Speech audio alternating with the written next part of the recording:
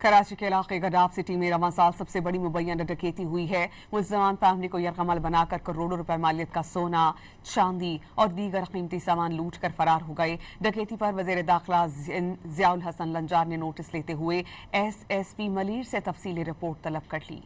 गडाफ city में वाक़ एक घर में 8 मुसल्लह डाकू रात तकरीबन 2:30 बजे 4 मोटरसाइकिलों पर पहुंचे। मुलजिमान ने चौकीदार को काबू करके रस्सियों से बांधा और घर में दाखिल हो गए। डाकुओं ने अहले खाना को असलहे के जोर पर यरगमाल बनाए रखा और तकरीबन 3 घंटे तक पूरे घर की तलाशी ली। मुलजिमान 175 तोले सोना, 300 तोला चांदी, लैपटॉप, कीमती घड़ियां और दीगर सामान साथ ले गए। मुतासरा फैमिली के मुताबिक लूटे गए सामान की मजमूई मालियत 8 करोड़ रुपए से ज्यादा है। 5:30 बजे तो चौकी इंचार्ज पहुंच गया था।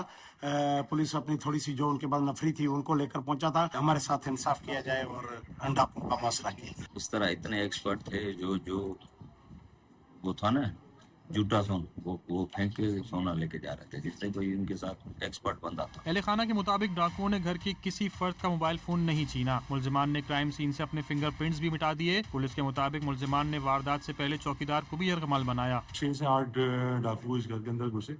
इन्होंने पहले चौकीदार को यरगमाल बनाया, उसको यरगमाल बनाने के बाद उसको अंदर लेके आए।